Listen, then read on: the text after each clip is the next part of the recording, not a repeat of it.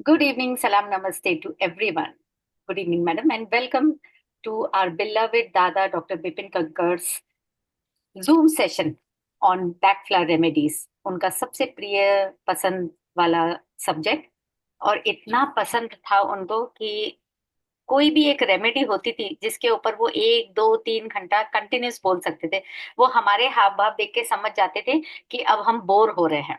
और आज मैडम की, जैसे अभी मैम ने बोला थोड़ी देर पहले, कि दादा की सबसे पसंदीदा रेमेडी इन अ सेंस कि उनको शेरो शायरी का इतना शौक था, और वो इसके अंदर भरपूर थी हनी शकल के अंदर।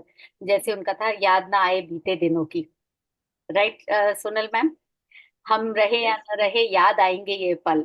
जो हमें हर बार हर संडे को ये पल याद आते हैं कि दादा दादा की सीट पेड़ के नीचे, चाहे गर्मी हो सर्दी हो, वो कभी नहीं चूकते थे कि है ना 4:30 बजे मुझे जाना है। सोचिए, 4:30 बजे मई जून की गर्मी में भी वो पेड़ के नीचे, खुले पेड़ के नीचे और खुली जगह पे इतने आराम से बैठते थे, क्योंकि उनको बीएफआर सिखानी होती थी। एक और था, लगी आज सावन की फिर वो झड़ी है। ये भी उनका प्रिय गाना था। बहुत सारे थे। याद किया दिल ने कहाँ हो तुम, लिखे जो खत तुझे, आगे भी न जाने न तू, पीछे भी न जाने तू, जो भी है बस यही वक्त है। Beauty is that this is Honey सकल एंड क्लेमेटिस बोथ। कई बार ऐसा भी होता है कि हनी सकल और क्लेमेटिस दोनों ही आती है। राइट। सो आई वुड, मैं प्लांट के बारे में बाद में बताऊंगी, बट अभी सबसे इम्पोर्टेंट है कि मैम को इनवाइट करना, because she has some wonderful insights, और उनके पास दादा की मेमोरीज भी हैं। आज हनी सकल है तो वी विल टॉक अबाउट दादा a lot. So yes, Sonal ma'am, most welcome. Over to you. Thank you so much. Thank you so much, Dr. Ritu. Thank you so much, audience, doctors, therapist, members. तो आज आज की जो medicine है ना, देखिए हम कभी भी एक क्या बोलते हैं कि प्रोफेशनल जूम या फिर एक कोई मीटिंग चल रही है, ऐसा हम कभी भी, this is just one on one discussion. तो हम यहाँ पे अपना हार्ट भी पोर कर सकते हैं कि भाई हम क्या फील कर रहे हैं, और स्पेशली जब हनी शकल आती है, क्योंकि दादा हर चीज में एक शेरो शायरी, दादा हमेशा अपने पास्ट की अच्छी मेमोरीज, अच्छी यादें जो हमारे साथ भी शेयर करते थे। और आज जब एक एक वो खुद एक मेमोरी है, जब मैडम बोल रहे थे, तब तब मुझे ऐसा लगे कि यार क्यों क्यों नहीं है वो हमारे साथ। तो तो हनी शकल एक ऐसी चीज है कि अगर पॉजिटिव है हनी शकल, तो उससे खुश दुनिया में इंसान कोई नहीं है। और अगर नेगेटिव है हनी शकल, अगर नेगेटिव हनी शकल सिंड्रोम है, तो उससे दुखे ज्यादा दुखी इंसान इस दुनिया में कोई नहीं है, अगर उसके पास सब कुछ है भी तो जैसे मैडम ने शुरुआत, अगर दादा होते तो मुझे लगता है कि शेरो शायरी से ही शुरुआत करते। और वो एक एक और मैं क्यों ऐसा बता, देखिए हनी शकल जो है ना, वो पहले हम उसका डिफरेंशिएशन बता देते हैं कि भाई हनी शकल कौन सी ग्रुप की मेडिसिन है। जो डॉक्टर एडवर्ड बाक ने, उसका एक ग्रुप है insufficient interest in present circumstances, मतलब कि ऐसी दवाइयां या ऐसे मेडिसिन जो फिजिकली तो यहाँ पे हाजिर है, लेकिन उसका दिमाग और कहीं पे है। अगर उसका दिमाग वंडरिंग है, एक ही चीज में बार बार घूमता रहता है, तो वो व्हाइट चेस्टनट हो सकता है। अगर वो ख्याली पुलाव पका रहा है, रियलिटी से कोसों दूर है, इमेजिनेशन फिक्शंस, तो वो क्लेमिटिस हो सकता है। लेकिन अगर वो इंसान यहाँ पे प्रेजेंट नहीं है और पास्ट में ड्वेल कर रहा है, पास्ट की मेमोरीज, पास्ट के इंसिडेंट्स, पास्ट के रिलेशन, तो वो हनी सर्कल है। तो आप मान लीजिए कि भाई पास्ट के बारे में कौन नहीं सोचता। देखिए यादें अच्छी बुरी हर चीज, वो it's a part of our life. ठीक है, हमारा एक इमोशनल एस्केप होता है कि हम पास्ट में जाके वो अच्छी बुरी मेमोरी को हम चेरिश करें। तो वाई वाई हनी सकल, क्यों हनी सकल एक मेडिसिन है, कहाँ कहाँ यूज होती है। तो सबसे पहले जैसे हम एक छोटा सा वन ऑन वन गेम खेलते हैं कि अब आपके पास 30 सेकंड है, आपको मुझे एक शब्द, अगर मैं बोलूँ कि हनी सकल, तो कौन सा शब्द आपके दिमाग में आता है, आप कमेंट बॉक्स में रखिए। आपके पास 30 सेकंड है, फिर हम आगे बात करेंगे कि हनी सकल वो सारे वर्ड से भी बियॉन्ड कौन सी चीज है। तो पुट योर वर्ड्स। मैं अपना, जब हनी सकल आता है तो मेरा दिमाग में आता है मेरा वर्ड, इट्स अ स्टक। जब हनी शक्ल आती है तो स्टक। तो चलिए, आपके पास 30 सेकंड है मैडम, डॉक्टर्स, हाँ, मैं आपके देख, वर्ड्स पुट आप कीजिए। आगे बोलिए, मैं जब तक देखती हूँ सबने क्या क्या डाला है। Yeah. तो हनी सक्कर जो है वो एक पर्सनालिटी रेमेडी भी है और एक स्पॉट रेमेडी भी है। हनी सकल है एक क्रॉनिक मेडिसिन है। ऐसा नहीं है कि आपने तुरंत ही, जैसे अस्पेन जैसी है या मिमिलस जैसी है, तो ऐसे फ्रिक्वेंट आप अभी स्पॉट में दे दो, ऐसा नहीं है। It's a chronic, it's a gradual.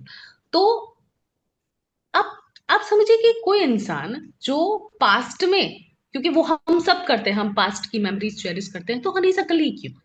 तो कोई ऐसा इंसान जो वो पास्ट एस्केप को, अगर उसकी आदत बन जाए, बार बार बार बार वो पास्ट की मेमोरीज में चला जाए और खुश होता रहे, उसकी आदत लग जाए, और उसको जो अभी चल रहा है, अभी जो प्रेजेंट सर्कमस्टांसेस है, वहां से उसका इंटरेस्ट चला जाए, वो दुखी हो जाए, वो सैड हो जाए, ये तो बात सही है कि वो किसी से एंगेज ना कर पाए, अपने आसपास के लोगों को ना देख पाए, वो एक होपलेस हो जाए, और आगे भविष्य में भी उसको कहीं पे भी अगर उसको विंडो नहीं दिख रहा है कि मैं कभी भी खुश हो सकता हूं, तो ये हनी सकल है।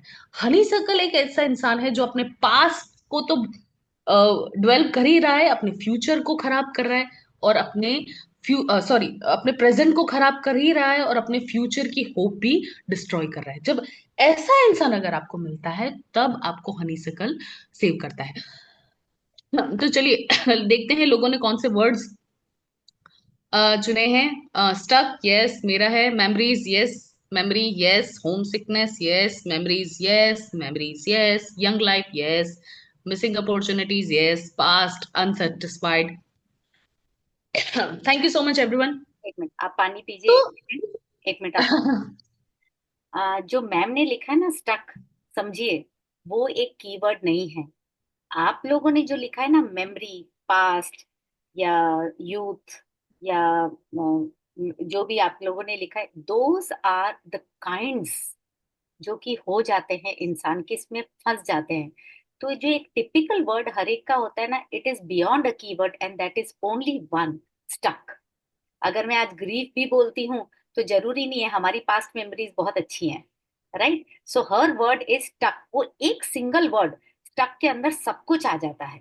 सो कभी मैडम ऐसे पूछती है ना, ये इनका तरीका है, one word, then be creative. तो ये जो आपने बताया ना, पास्ट है, मेमोरीज है, दीज आर ऑल काइंड्स, जो कि हमें पता है कि क्या है, ये सारी चीजें होती है हनी सकल में। लेकिन हनी सकल में होता क्या है, स्टक हो जाता है। So that is one single word. Yes ma'am. Okay, thank you so much ma'am. तो देखिए, ये एक जो छोटी गेम करने का वो हमारा एक तरीका है। जैसे doctor Ritu ma'am specifically insist करती है कि आप जब एक मेडिसिन को कीवर्ड्स में अगर बांध के अगर रखते हो ना, तो कभी भी आप उसको उसको बियॉन्ड आपको यूज कर ही नहीं सकते। तो मैं आपको बताऊंगी कि हनी सकल is not about a past और पास्ट मेमोरीज, नथिंग। देखिए, अच्छी बुरी मेमोरी हम सबके साथ होती है, लेकिन जब इंसान फंस जाता है, आपने नहीं देखा है हनी सक्कल इंसान कि वो कैसे प्रेजेंट को जी नहीं पा रहे हैं। उनके पास सब कुछ है, उसका पैसा है, फैमिली है, सर्कमस्टेंसेस है, सब कुछ है, लेकिन वो जी नहीं पा रहा है, वो पास्ट में ही चला जाता है, और आगे फ्यूचर की होप भी चली जाती है। तो वो इंसान बस फंसा रह जाता है। तो ऐसे हनी सक्कल में बहुत सी चीजें, पास्ट मतलब क्या, मेमोरीज मतलब क्या, तो सबसे पहले इट्स अ नॉस्टैल्जिया। नॉस्टैल्जिया मतलब हैप्पी मेमोरीज। कि मान लीजिए कोई एक बुजुर्ग इंसान है, अपनी मिड 50s में है, अभी भी काम चल रहा है, नियर टू रिटायरमेंट है, बच्चे हैं उनके साथ, उनका पार्टनर अभी अभी जस्ट चला गया है, तो वो एक फैमिली एल्बम निकाल के देख रहे हैं, और वो अच्छे से खुश हो रहे हैं कि भाई मेरी शादी की फोटो है, तो ही इज हैप्पी। तो यहाँ पे कोई हनी शकल की बात नहीं है। लेकिन और 10 साल बाद, और 12 साल, 15 साल बाद, जब सेम इंसान सेम वो फोटो एल्बम निकालता है, तब वो चीज देख के वो दुखी है, क्योंकि आज ना उनका पार्टनर उनके साथ है, उनके बच्चे अब्रॉड मूव हो चुके हैं फ्यूचर के लिए, वो रिटायर्ड हो चुके हैं, उनका कोई फोकस नहीं है, ना फ्रेंड्स, ना कलीग्स, नथिंग। तो अब वो सेम एल्बम उनको उतना ही दर्द देता है। और अगर आज उनका शरीर भी साथ नहीं दे रहा है, क्योंकि वो कुछ ना कुछ बीमारियों की, दादा हनी सकल को एक ओल्ड एज, एक फिनाइल मेडिसिन स्पेसिफिकली, ऐसा नहीं है कि बच्चों में नहीं है, इट्स एक दो होता है कॉन्ट्रास्ट।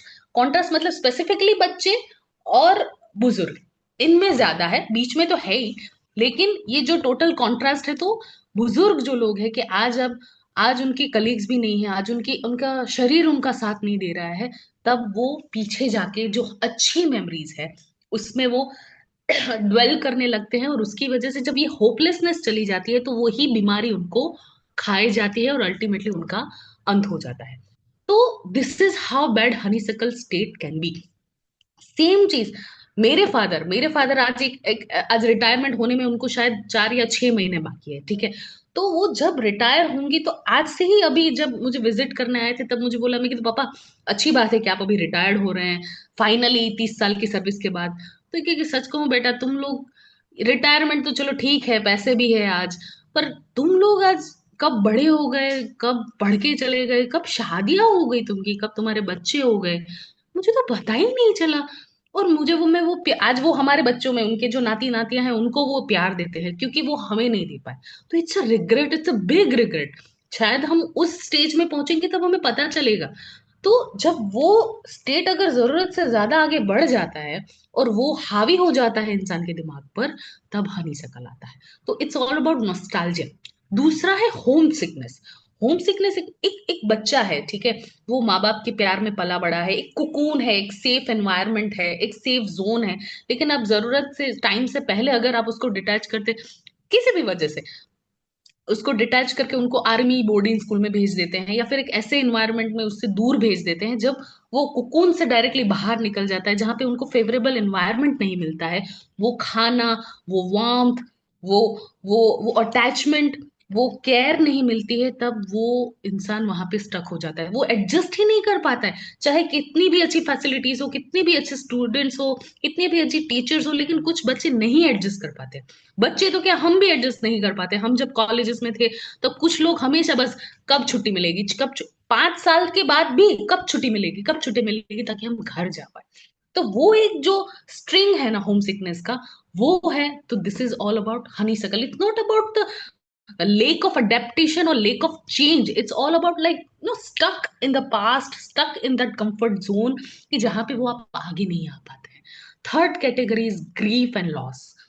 ग्रीफ मतलब कि बहुत सारे तरह के लॉस होते हैं। पहला सबसे कि हम अपने प्रियजनों को खो देते हैं। हम जिससे बहुत ज्यादा प्यार करते हैं, हमारे फैमिली, हमारे पेरेंट्स, हमारे पार्टनर्स, किसी के बच्चे।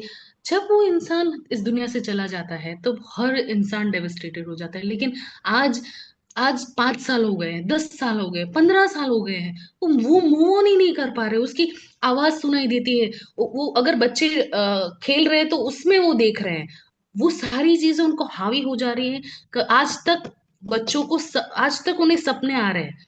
ठीक है, तो कोई इंसान जब आपके पास आए कि मुझे अभी भी अपने मरे हुए दादाजी के आज 5 साल के बाद, या मरे हुए स्पाउस के, या मुझे अभी भी सपने आते हैं, और वो जब भी मैं उठता हूँ मुझे बिल्कुल अच्छा नहीं लगता है, मुझे ऐसा लगता है कि मैं रो दूं।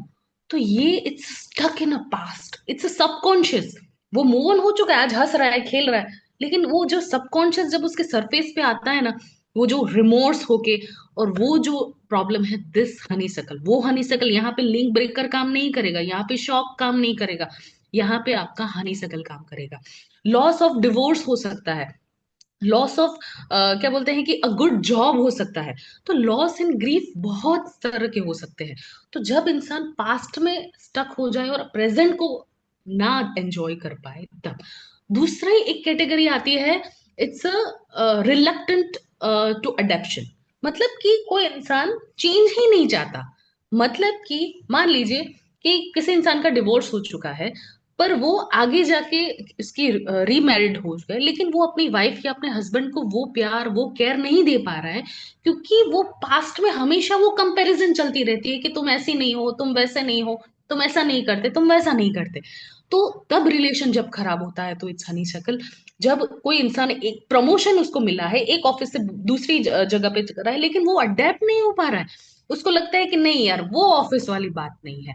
तो जब इंसान पास्ट में स्टक होके अपना प्रेजेंट खराब करने लगे, दूसरे कुछ होता है कि अडेप्टेशन, कुछ होते हैं कि रिग्रेट्स। रिग्रेट्स मतलब कि पास्ट की लाइफ में किसी को खो देना, कि अगर मैंने थोड़ी हिम्मत कर ली होती तो शायद मेरी जिंदगी अलग होती। या फिर पास्ट के जो हमारी अपॉर्चुनिटीज होती है, हमारे करियर ऑप्शंस होते हैं, कि भाई पास्ट में अगर इस चीज की वजह से ये हमने अगर करियर ऑप्शन चुना होता तो शायद हमारी लाइफ अलग होती। तो उस तरह के रिग्रेट्स में भी अगर आप अभी अडेप्ट नहीं कर, कुछ अनसेड वर्ड्स होते हैं, कि कुछ फाइट्स फ्रेंड्स के बीच में इतनी ज्यादा चली जाती है कि फिर आगे जाके 5 10 15 साल के बाद लगता है कि अगर उस टाइम मैंने माफी मांग ली होती, उस टाइम मैंने ये बात खत्म कर दी होती, तो शायद मुझे लगता है कि वो फ्रेंड, वो इंसान हमारे पास होता। तो there is a regret, there is a remorse. तो ये है एक हनीसकल। तो दूसरा है कि देर is a stagnation, the worst part मैं बोलती हूँ ना, the main core essence of honeysuckle is the stagnation of emotions. Stagnation मतलब कि यहाँ पे इंसान प्रेजेंट में तो है, पास्ट में जी भी नहीं रहा है, कुछ भी नहीं, लेकिन पास्ट के एक्सपीरियंस की वजह से वो मूव फॉरवर्ड नहीं कर पा रहा है। मान लीजिए कि कोई इंसान जिसका रिलेशनशिप टूटा है, तो अभी वो उससे उभर गया है, ऐसा समझ रहे हैं, लेकिन वो आगे बढ़ नहीं पा रहा है, वो किसी से मिल नहीं पा रहा है। उसे ऐसा कोई फ्रेंड्स बोलते हैं कि भाई अभी तो तुम्हें आगे बढ़ना चाहिए, you need to get remarry, ठीक है, लेकिन वो नहीं कर पाता है। ठीक है। तो दिस इज हनीसकल। दूसरा कि अगर पास्ट में किसी ऑफिस की वजह से, कोई लॉस की वजह से, अगर उस इंसान को लॉस हुआ है, ठीक है, तो वो आगे जाके डरता है कि मैं सेम तरह का रिस्क नहीं ले सकता, सेम तरह का बिजनेस नहीं कर सकता, तो वो अभी भी पास्ट में है, तो देर इज अ स्टेग्नेशन। दूसरा कि कोई इंसान कोई नई चीज ट्राई नहीं करना चाहता है, हमेशा एक कंफर्ट जोन में बना रहना चाहता है। तो वो कंफर्ट, नई जॉब अपॉर्चुनिटीज, क्या बोलते हैं, टेक्नोलॉजीज यूज नहीं कर रहा है। तो ये जो स्टेग्नेशन पार्ट है, तो this is the worst part, जहाँ पे honeysuckle. And the last thing कि पास्ट में किसी भी तरह के बैड एक्सपीरियंसेस हैं। अभी अभी ही एक केस था जहाँ पे किसी ने मुझे बताया कि उनके पास एक पेशेंट आया था कि 20 साल पहले that person held being captive, और उसको टॉर्चर किया गया था।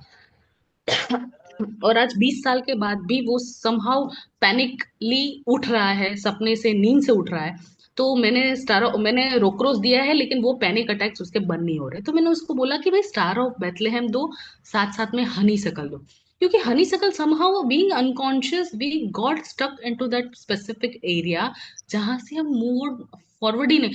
जरूरी नहीं है कि वो कॉन्शियस चॉइस हो, वो अनकॉन्शियस चॉइस ही होती है। तो there is a stagnation, there is a stuck feeling. तो जहां अगर भी आपको ऐसा आए, तो हनी सकल इज द मेडिसिन। और दादा ऐसा बोलते हैं कि दुनिया में किसी भी तरह का अगर शौक है, तो आप स्टार ऑफ बेथलेहेम, हनी सकल एंड वॉलनट। मैं तो बोलती हूँ कि walnut is a medicine, it's a good medicine, but Honey सकल गुड टॉप ओवर दिस। तो हनी सकल, star of Bethlehem and walnut देने से आप धीरे धीरे धीरे धीरे पेशेंट को उस स्टेट में से बाहर ला सकते हैं। पैनिक अटैक, रोक रोज, इट्स एक्यूट, बट अगर उसको क्रोनिक देनी है, तो star of Bethlehem and honey सकल इज दिस। तो वैसे तो हनी सकल के बारे में बोले तो बहुत ज्यादा बोल सकते हैं, लेकिन द मेन पार्ट इज कि हनी सकल कब आती है। मेमोरीज छोड़ दो, मेमोरीज तो सबके पास होती है, दुख भरी, अच्छी नहीं। सबकॉन्शियसली आपके आपको दिखना चाहिए पेशेंट के वो पास्ट में है, वो स्टक है, वो आगे नहीं बढ़ पा रहा है, उसकी लाइफ चॉइसेस ऐसी है कि वो आगे। तो वो as a therapist, as a doctor, आपको देखना है कि the person is being stuck, not memories. Memories में अभी भी डॉक्टर ऋतु भी बोलते हैं कि कभी भी एक वर्ड से कभी भी मेडिसिन नहीं आपको करनी चाहिए, क्योंकि कभी भी वो आपको आगे देखने ही नहीं देंगे। So this will be all about from my side. Thank you so much ma'am. Doctor Ritu, over to you ma'am. I think ma'am, ma'am is there? Okay. was तो so शायद beautiful, मुझे so beautiful, so beautiful. एक एक चीज को आपने कहाँ कहाँ इंसान स्टक हो सकता है, स्टेगनेंट हो सकता है, मतलब अगर चाहे ना तो हनी सकल को आंख मीच के भी समझ सकते हैं। इतने सुंदर तरीके से मैम ने समझाया है। Thank you so much doctor Sonal. Before moving on to the plant, let me give you two best examples, two big patients. One of my very very good neighbours, पुरानी पुरानी जगह पे एक नेबर थी। सो दादा का एक वर्ड होता था, weeping uterus weeping women, weeping women weeping uterus. जो औरत रोती है उसका यूट्रस भी रोता है, ये उनका फेवरेट सेंटेंस था। कुछ कुछ चीजें उनकी जो ऐसी थी, जो वो सहजता से बोल लेते थे, एकदम जस्ट बाय द वे बोल के निकल जाते थे, वो हमको एकदम रिमेम्बर करनी होती थी, क्योंकि वो एक ऐसी चीज होती थी जो अक्सर हमको लोगों में दिखती थी। So this friend of mind, she came to me कि है ना, मेरा यूट्रस रिमूवल का टाइम आ गया है, और मेरे को वो नहीं कराना है, और रो रो सारा टाइम रोना धोना। आई वॉज वंडरिंग कि क्या हुआ। बोले कि मुझे है ना अ, बेटे की बहुत चिंता होती है, वो नीचे खेलने जाता है तो मैं उसको खेलने नहीं जाने देती हूँ, और मुझे लगता है उसको कुछ ना कुछ हो जाएगा। तो भाई पाइन ये वो कुछ नहीं। 1 महीना चलता रहा। बोले कि तुम मुझे मेडिसिन नहीं दे रही हो। मैंने कहा मैं समझने की कोशिश करती हूँ। फिर उसके हस्बैंड से भी बात की, बोले छोटी छोटी बात पे उसको एकदम तनाव हो जाता है, उसको एकदम स्ट्रेस हो जाता है। और हर छोटी बात पे उसको स्ट्रेस हो जाता है। और अभी उसको ये स्ट्रेस है कि उसका यूट्रस रिमूवल का टाइम आ गया। कहा ठीक है। मैंने कहा क्या हुआ था ऐसा कि यूट्रस रिमूव करना पड़ रहा है? तो बोले ये हुआ। और मैंने कहा बेटे के साथ क्या हुआ? बोले वो तुम्हारी लैंग्वेज में वो टोटल एक रेड चेस्टनट है। और पाइन है कि मैं कामकाजी वुमन हूँ। मैं बेटे की तरफ ध्यान नहीं दे सकती हूँ। और बेटे के लिए उसको इतना है कि बेटा नीचे खेलने चला जाए तो हर 5 मिनट में फोन करेगी मेड को कि वो ठीक है या नहीं है। ठीक है। खोते खोते पता चला साल भर पहले उसकी मदर की डेथ हुई थी अनवांटेड सर्कमस्टेंसेस में। She was very attached to her mother, a woman of for 50 year old. She was so very attached to her mother. 1 साल पहले जब उनकी डेथ हुई और अनवांटेड सर्कमस्टेंसेस में वो चीज से वो उभर नहीं पाई थी। उसको लगता था कि उसके बेटे के भी ऐसा ही कुछ हो जाएगा, उसके हस्बैंड को भी कुछ ऐसा ही हो जाएगा। उस चक्कर में उसने उन लोगों का जीना हराम कर दिया था। नॉट लड़के, लेकिन अपने अपने बोलते हैं ना इनसिक्योरिटी से कि इनको कुछ हो नहीं जाए। हम इनसिक्योरिटी समझे, हम रेड चेस्टनट समझे, हम पाइन समझे। बस इतना सा ही बोला। और मुझे समझ में आ गया कि वो हनीसकल है, माँ के उससे उभर नहीं पाई है साल भर से, which has become a little chronic. और दादा का ये फेवरेट कॉम्बिनेशन है, वॉलनट, सौंफ एंड हनीसकल। 1 महीने बाद जब वो मेरे पास नहीं आई कि मेरे को अब है ना, मेरे को लगता है मेरे को यूट्रस रिमूव ही कराना पड़ेगा, तुमसे कुछ नहीं होगा। तो मैंने उसके हस्बैंड को ये दवाई दी। मैंने कहा सिर्फ तुम 10 दिन दे देना। और दादा का नाम लेके ही दवाई दी थी क्योंकि ये उन्हीं का ही कॉम्बिनेशन है। ट्रस्ट मी, ये मैं नहीं कहूंगी कि यूट्रस है या नहीं है, that is not my thing. लेकिन आज वो इतनी फ्री है अपने दिमाग में कि उसने अपने बेटे और हस्बैंड को अकेले जापान भेज दिया घूमने के लिए। And she was over here. और सबसे सुंदर बात यह है कि वो 10 दिनों में उसने एक बार भी फोन नहीं किया कि तुम लोग ठीक हो या नहीं। कभी कभी एक रेमेडी, और ऐसा कुछ नहीं था, कंटिन्यूस यही होता था कि रेड चेस्टनट है, रेड चेस्टनट है, रेड चेस्टनट। कभी कभी आपको धीरे धीरे हो सकता है 1 महीने में आपको नहीं समझ में, जब आपको भी नहीं आ रहा है तो हर बार मैं होली और वाइल्ड ओट नहीं दे सकती। राइट। कभी कभी कोई चीजों को छोड़ देना पड़ता है। फिर 10-15 दिन कंटिन्यूस उसके हस्बैंड से बात होती थी। कभी कभी उसको भी फोन लगा देती, कैसा चल रहा है, क्या है, सब ठीक है, कैसे सपने आते हैं, क्या होता है। धीरे धीरे बताती, आज मम्मी दिखी मुझे सपने। That's how I got think कि हाँ उसको ये तकलीफ हो रही थी। Kindly mute your self please, kindly mute your self. तो उसको ये तकलीफ हो रही थी कि वो अपनी माँ से उभर नहीं पाई थी अनवांटेड टाइमली अनटाइमली डेथ की वजह से। एंड दिस वर्कड वंडर्स 10 दिन में। और मैंने बता भी दिया कि दोनों हस्बैंड और बेटा उसको यहाँ पे छोड़ के वो लोग बाहर घूमने भी चले गए थे। राइट। माई सेकेंड पेशेंट, जो कि मानसी का सॉल्यूशन था इसके अंदर, मानसी और रेशमा का सॉल्यूशन था। मेरी ही फ्रेंड की एक बेटी थी जो अनदर केस कि वो उन लोगों का ट्रांसफर हो गया था। बच्ची बहुत छोटी थी and she was very well adjusted to her new situation, कुछ नहीं, कोई दिक्कत नहीं। लेकिन वो कहती थी कि है ना, वो है ना अंगूठा चूसने लग गई है और है ना हमेशा मेरा पल्ला पकड़ती रहती है। तो मैंने कहा उसको अपना पुराना, बोले नहीं ना, तो वो पुरानी जगह याद करती है ना, पुराना घर याद करती है ना, अपनी पुरानी फ्रेंड्स याद करती है, कुछ भी पुराना याद नहीं करती। She is very well adjusted. और 8-10 साल की बच्ची है। वो बहुत आराम से एडजस्ट हो गई है, नए फ्रेंड्स बना लिए, लेकिन वो अंगूठा पीने लग गई है, अंगूठा चूसने लग गई है। और मेरा पल्ला पकड़ती रहती है। और रात को उसको नींद नहीं आती है, जिसकी वजह से उसको नींद नहीं आती, उसको कॉन्स्टिपेशन की बीमारी हो गई है, ये हो गया है, वो हो गया है। धीरे धीरे खोदते खोदते वहां तक पहुंचे कि ये चीज उसकी माँ ने नहीं बताई थी कि उसको एक रजाई की आदत थी। वो उसको अपने पास लेके सोती थी। गर्मी में कौन रजाई ओढ़ता है, राइट। लेकिन वो उसको अपने पास लेके सोती थी, वो उसको दबा के सोती थी। पर वो रजाई उसके साथ हमेशा रहती थी। वो टीवी देखती थी तो वो रजाई उसके साथ रहती। तो what ever she was doing, the रजाई वॉज विथ हर। उसको बोले कि वो इतनी फट चुकी थी ऋतु, वो इतनी फट चुकी थी कि मेरी इच्छा नहीं थी कि मैं उस पुरानी जगह से उसको नई जगह पे लाऊं। तो मैंने उसको वहीं छोड़ दिया and I told my daughter कि बेटा वो वहीं छूट गई, कभी कोई जाएगा तो लेकर आएगा। वो बच्ची समझ नहीं पा रही थी कि क्या बोले, उसने अपनी माँ की बात मान ली। लेकिन yes of course mom cheated her, she did not से इट राइटली, शी चीटेड हर, और उसको दिमाग में एक्सेप्टेबल नहीं थी कि सब जने जाते मेरी रजाई क्यों नहीं आ रही है। वो बच्ची बोल नहीं पा रही थी, लेकिन वो जो सिक्योरिटी मिलती थी उसको अपनी रजाई से, वो अपनी रजाई को मिस करती थी। और जो सिक्योरिटी मिलती थी, अब वो सिक्योरिटी उसको अपने थंब में मिलने लगी, वो उसको अपनी माँ की चुनरी में मिलने लगी। राइट, कुछ नहीं करना पड़ा। पहली चीज मैंने उसको बोली, तुम उसको सच सच बताओगी कि तुमने क्या किया, या तो तुम उसको ला के दे दो। लेकिन यह सब कुछ वो लाई, हमने हनी शकल दिया, और उसको उसने माँ ने सच बताया कि ऐसा हुआ था, बहुत खराब हो गई थी, तुम बोलो तो हम सेम टू सेम नहीं खरीद के ले आए।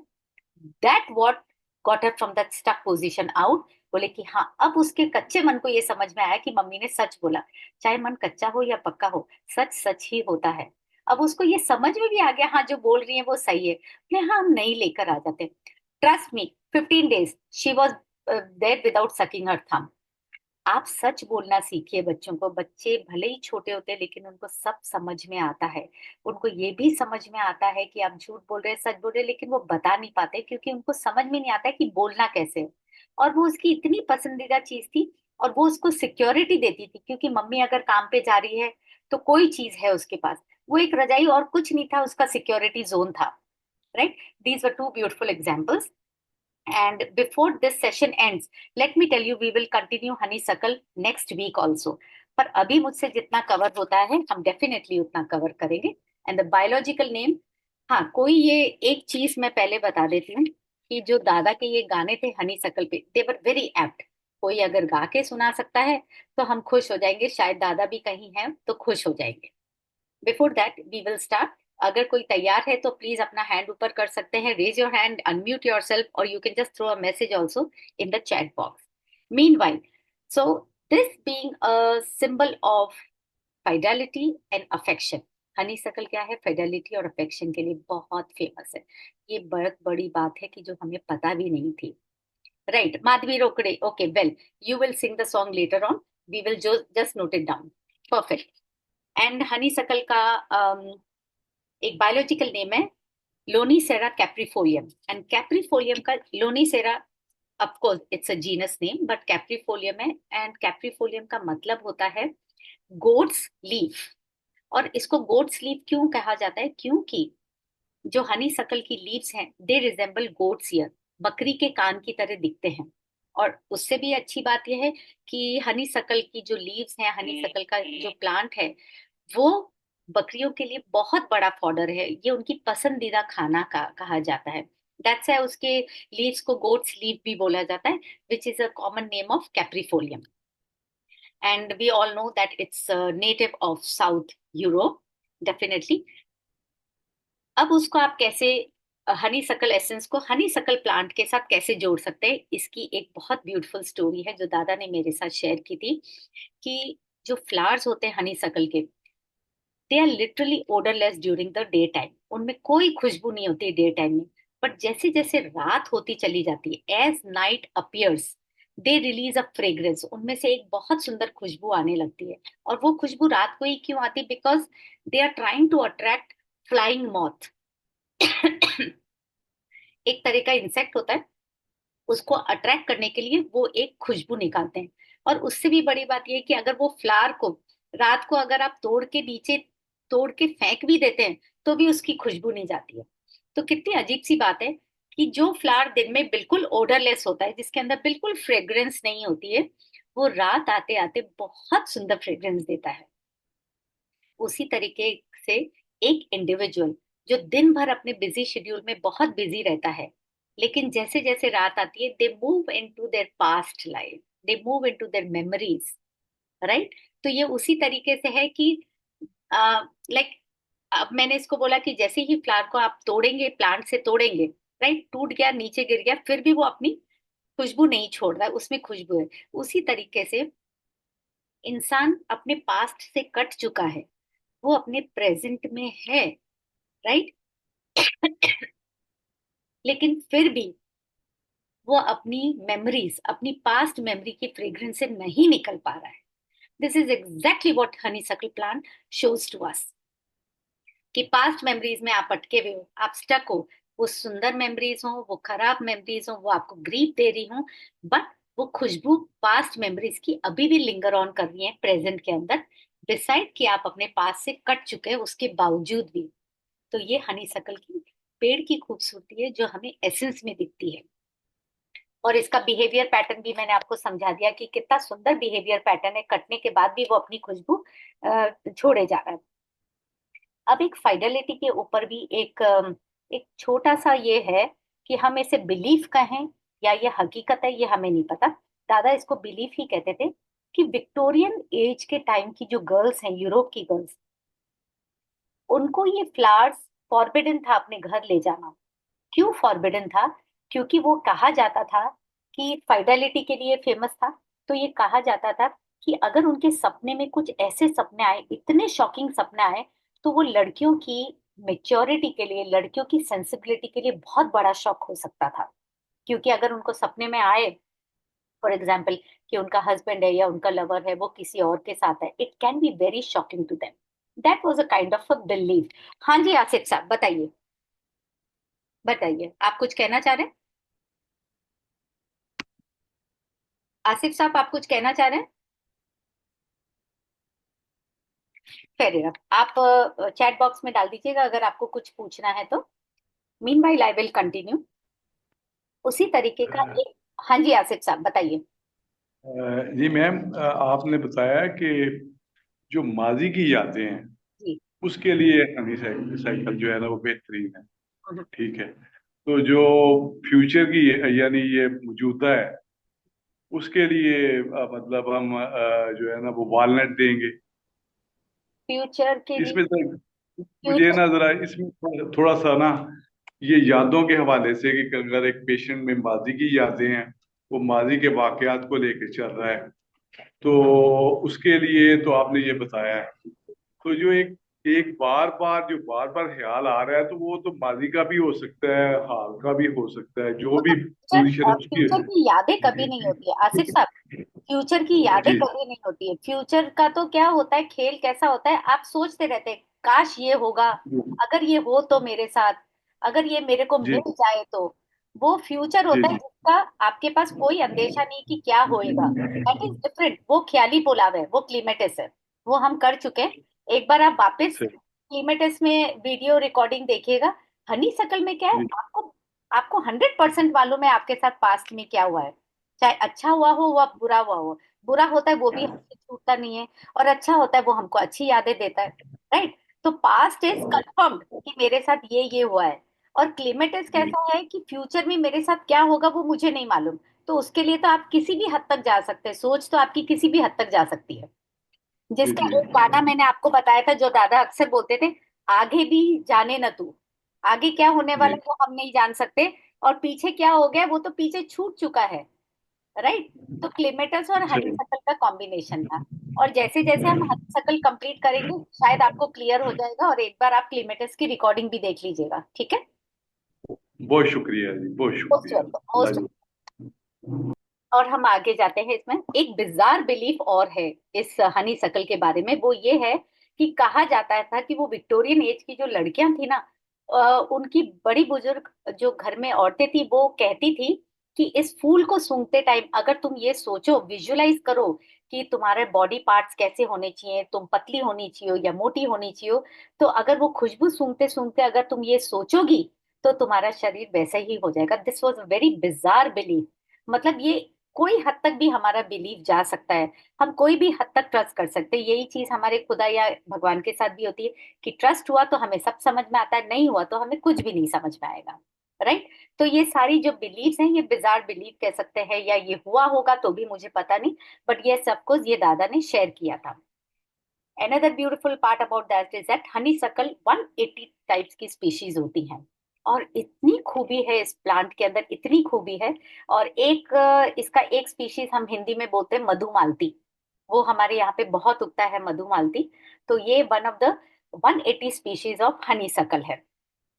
हनीसकल की अच्छा, हनीसकल का सबसे बड़ा कैसा है कि मैं ये बता ही चुकी थी कि जैसे जैसे हनी सकल is like a twine, wine की तरह चढ़ता है ये पेड़, ऐसा होता है। और डिफरेंट टाइप ऑफ शेड्स होते हैं, फ्लावर्स होते हैं उसके। क्रीम होता है, पिंक होता है, येलो होता है, व्हाइट होता है, तरह तरह के फ्लावर्स होते हैं। उसी तरीके का इंसान जब अपने पास्ट में क्रीप कर रहा होता है ना, अपने पास्ट में जाता है, तो वो यादें कैसी भी हो सकती है, येलो हो सकती है, व्हाइट हो सकती है, पिंक हो सकती है, क्रीम हो सकती है, जो कि काइंड्स ऑफ मेमोरीज जो कि मैम ने बताई थी। काइंड ऑफ मेमोरीज के अंदर होम सिकनेस